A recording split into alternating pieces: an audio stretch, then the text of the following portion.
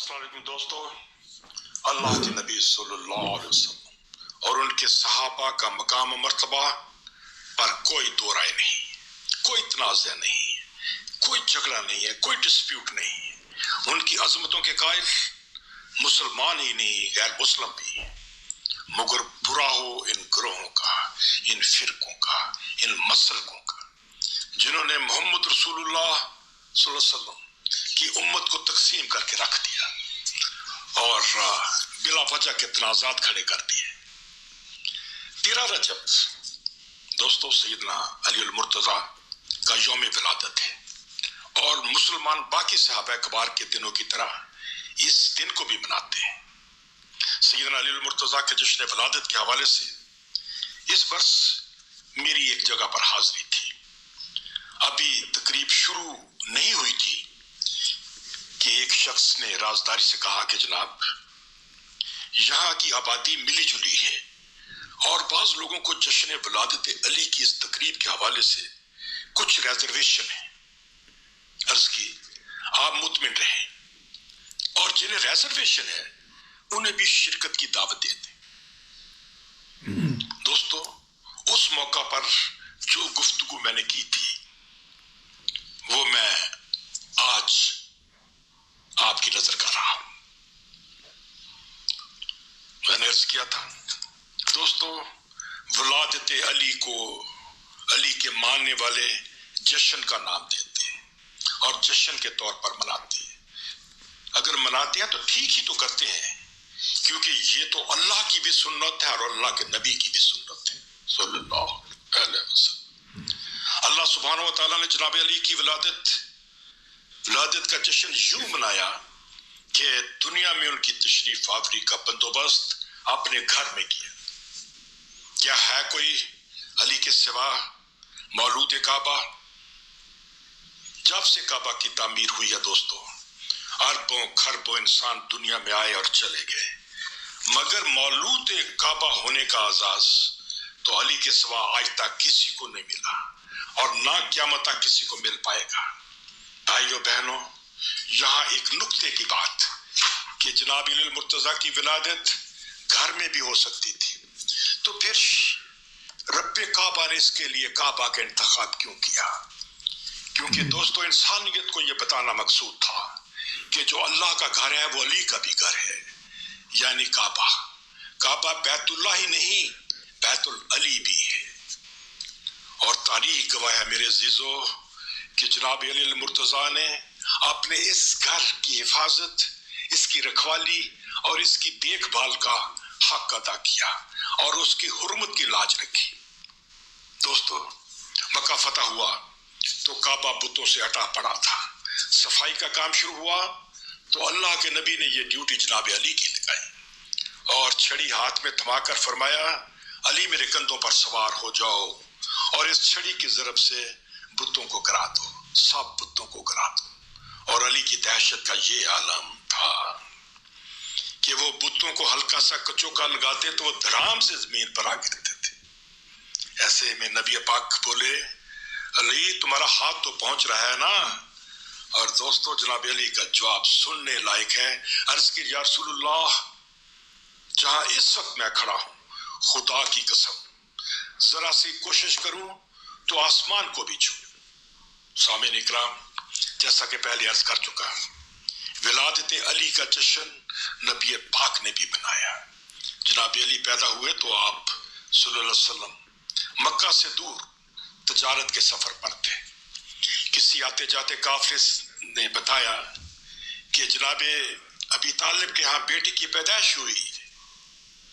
जो ही ये खबर आप सल्लल्लाहु अलैहि वसल्लम ने सुनी, सफर छोटा करके वापसी की राह ली और उधर जनाब अली अल मुर्तज़ा के इंतजार की शान मलाजा, उनके इंतजार की शान मलाजा कीजिए कि दुनिया में तो आ गए मगर दुनिया को देखने से इनकार कर दिया, आंखें नहीं खोली और इसके लिए कड़ी शर्त रख दी कि वो तब तक आंखें नहीं खोलूंगा जब तक सामने मोहम्मद मुस्तफा अहमद मुजतबा का रुख अनवर नहीं होगा।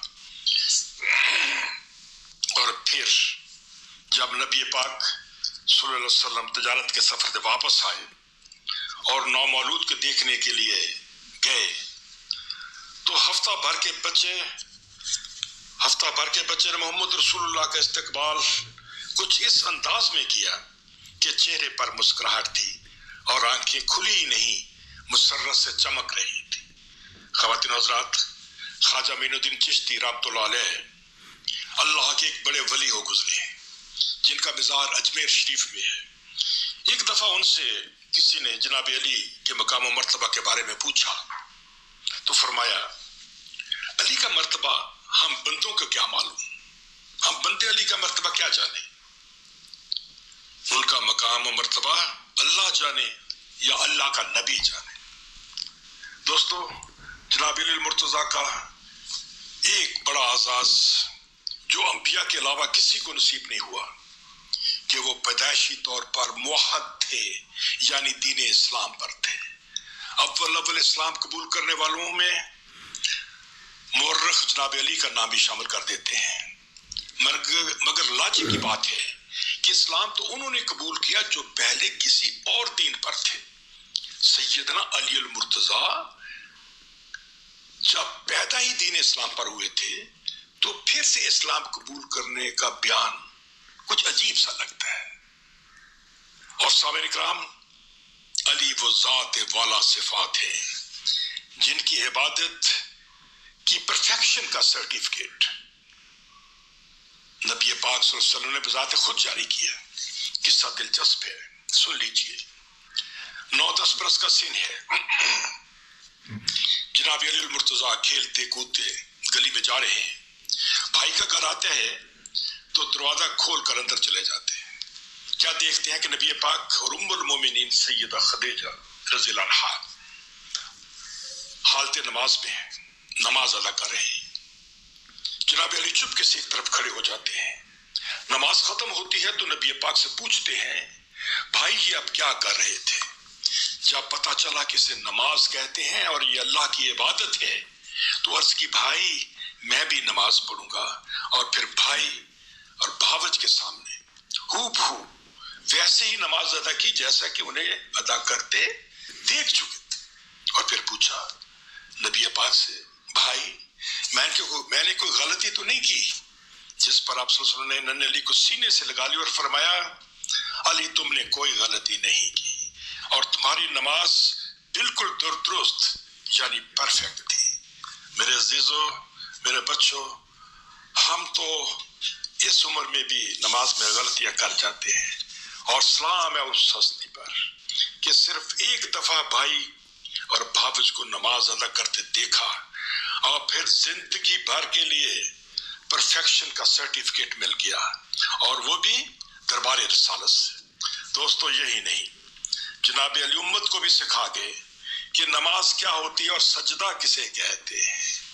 اور پھر جو سجدہ سیدنا حسین علیہ السلام نے کربل کی تپتی ریت پر کیا، برستے تیروں کے نیچے کیا، تلواروں کے سائے کے نیچے کیا، اور وہ بھی 71 لاشیں اٹھانے کے بعد اس کی نسبت بھی ملی، تو اس کی نسبت بھی تو علی کے اس سجدے سے ملتی ہے جس کا سرٹیفکیٹ دربار رسالت سے جاری ہوا تھا اور جس کے اپروول نبی پاک محمد مصطفیٰ احمد مجتبیٰ نے بنفس نفیس دی تھی۔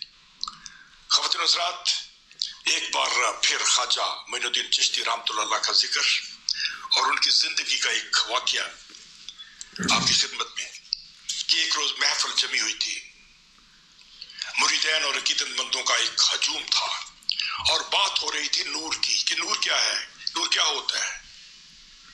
کہ کسی نے پوچھا، یا حضرت نور کا منبع کیا ہے، نور نکلا کہاں سے، اس کا سورس کیا ہے؟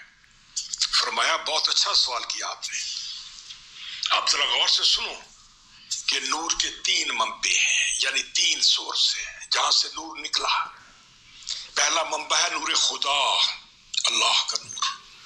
دوسرا منبع ہے نور مصطفیٰ، محمد رسول اللہ کا نور، یعنی کملی والے کا نور۔ اور تیسرا منبع ہے نور مرتضیٰ، علی کا نور، علی المرتضیٰ شیر خدا کا نور۔ تو دوستو، دنیا میں جہاں کہیں بھی نور کا جلوہ ہو تو سمجھ لیجئے کہ یا تو نور خدا ہے یا وہ نور مصطفیٰ ہے اور یا پھر نور مرتضیٰ ہے، اور باقی جتنے بھی نور وہ سب انہی سے نکلے ہیں اور انہی نوروں کی تجلی۔ دوستو، علی کا مقام و مرتبہ کوئی کیا بیان کرے گا، نہ کسی کی زبان میں سخت اور نہ کسی کے قلم میں طاقت۔ علی وہ عظمت اور فضیلت والی ذات جن کے بارے میں امام الانبیاء خاتم النبیین حضور جناب رسالت مآب صلی اللہ علیہ وسلم نے فرمایا، علی مجھ میں سے ہے اور میں علی میں سے ہوں، میں علم کا شہر ہوں، علی اس کا دروازہ ہے۔ جس نے علی کو دکھ دیا اس نے مجھے دکھ دیا، جس نے علی کی برائی کی اس نے میری برائی کی، جس نے علی سے بغض رکھا اس نے مجھ سے بغض رکھا، جس نے علی سے پیار کیا اس نے مجھ سے پیار کیا۔ اور نبی پاک نے تو خدائے بزرگ و برتر سے سفارش بھی کی کہ مولا جو علی کو دوست رکھے اسے تو بھی دوست رکھ، اور جو علی کو دشمن جانے اسے تو بھی دشمن جان۔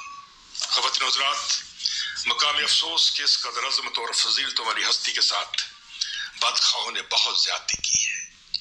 جب کوئی اور پیش نہ گئی تو جناب علی مرتضیٰ کی جسمانی شکل و صورت کو بیان کرتے ہوئے حد درجہ بددیانتی کی۔